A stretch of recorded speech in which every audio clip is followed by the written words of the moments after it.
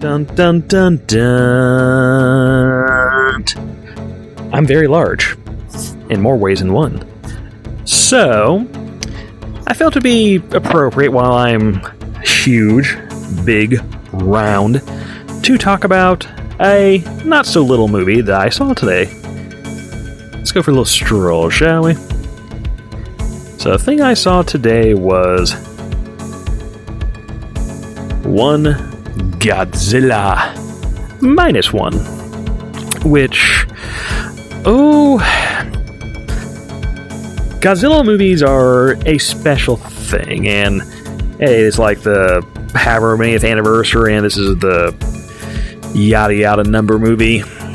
It's kind of a weird time for Godzilla movies because there are two separate continuities occurring at the moment. Because you got the American-produced Legendary Pictures Monsterverse Monarch yada yada, the 2014 continuity, which is now merged with the King Kong-averse, doing its own thing, which are fine. And now you have, and after 2014, when they launched this, Japan said, "Oh right, we invented Godzilla. Let's do our own thing while the Americans are doing their thing." And that gave us Shin Godzilla, which was quite good and different and weird. And now, we've come to Godzilla -1. And to explain what that title means, this is a reboot kind of thing. Like, this is almost every Godzilla movie when they start up is a restart, essentially. Or at least try to be. A lot of them just say that, the original Godzilla movie in the 50s happened. Here's a new Godzilla has shown up in whatever time frame we're doing this in this time. So, this one, not doing that. This one's going, we're starting from the start, we're beginning again, and we're a period piece set in post-war Japan, literally immediately post-war. So, we got a historical thing going on, we got a setting, and -1 means not that it's a negative prequel weird thing, or restart, no. At the time, after World War II, Japan was at its lowest point. It was at the zero. And then, so you have a country at its lowest point, and then Godzilla shows up. Hence, lower than your lowest point. -1. That's our title. So what is this movie? This movie is actually very much an outlier as a Godzilla movie, because this is a actually well done, serious period piece drama. It just so happens to have a giant killer atomic lizard as your main antagonistic force, essentially. Because the majority of this movie is the human story, which, when you say the human story in a Godzilla movie, that's usually an insult. And for 99% of Godzilla movies, that is correct. To go back to this, talking about the Legendary picture sets, the human stuff in those, almost universally terrible. Like, really, really, really bad terrible. Like, the last one was, I enjoy, but the human stuff, woo-hoo, boy, that's, I found better stuff in my Litterbox, thank you. Still a fun movie, but human stuff, bad. This one actually goes the trouble of making the human stuff the focus, and good, and written well, and acted well, and the whole shebang happens here. This is weirdly a perfectly normal-ass drama movie that just so happens to involve a giant atomic lizard killing people and blowing up cities, and is a huge metaphor for nuclear war. And Japan specifically, because the history, folks.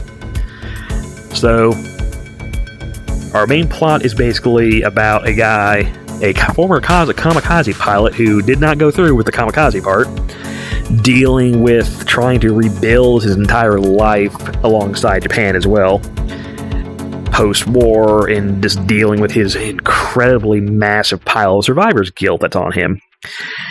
And then Godzilla shows up, and adds on top of more stuff on top of this poor bastard's head to deal with, and that's our plot. Him trying to build his life, then rebuild and deal with all of this trauma that he has, alongside the giant monster showing up to do that to buildings. My atomic blast comes out of the back end. That's the obvious joke. So yeah, this is a pretty good movie. Like,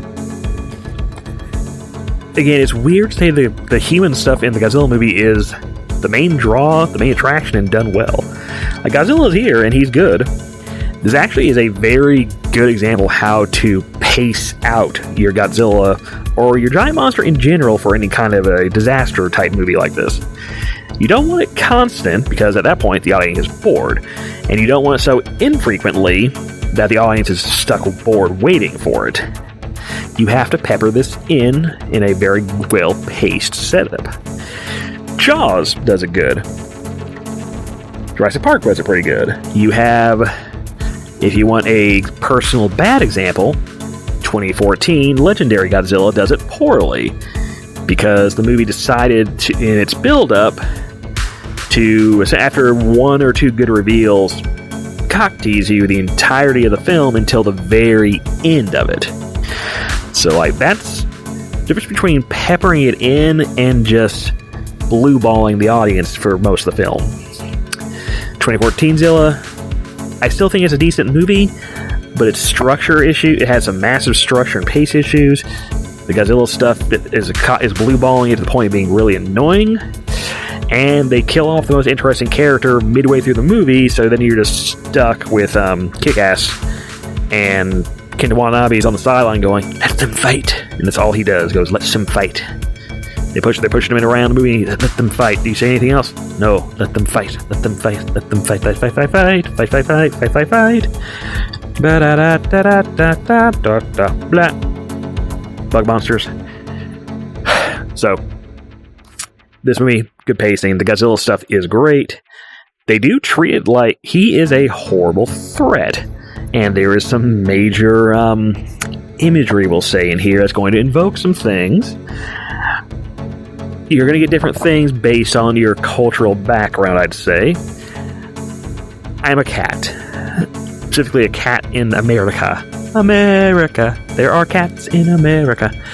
And I am a certain demographic and age range to where my exposure to this is solely via history books and pop culture.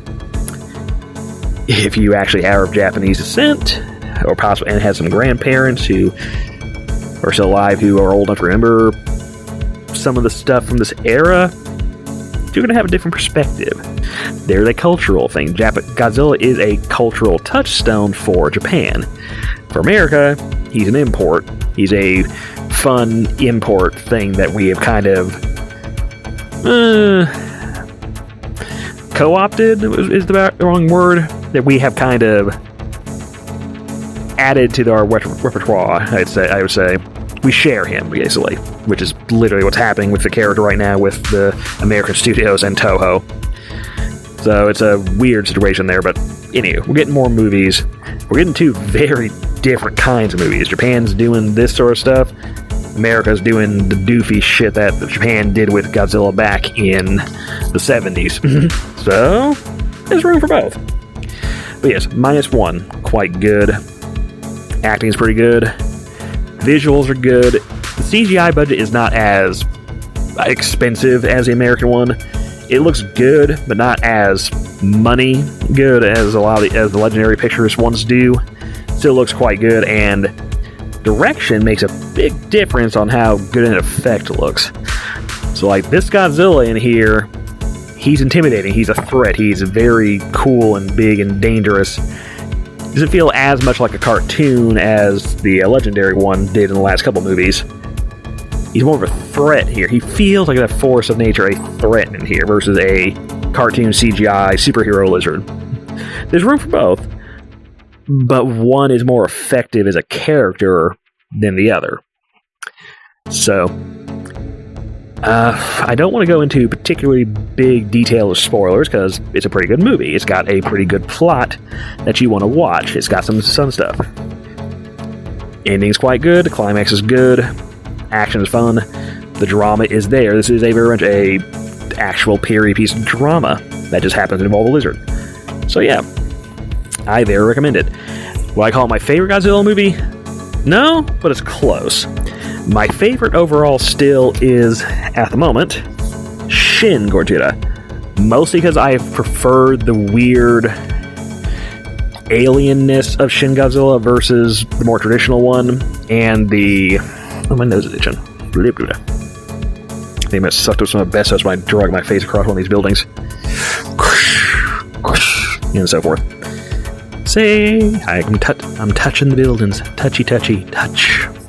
Asbestos. Shin Godzilla is my favorite still. I like him being a weird alien. Shin Godzilla is basically Anno working out his feelings upon the Japanese government and political systems and bureaucracy. This shit, -1 is about people coming together in spite of bureaucracy and their governments to deal with a threat and overcome. Shin Godzilla is more of a combination of the whole thing and different tone, massively different tone. But I still like that one.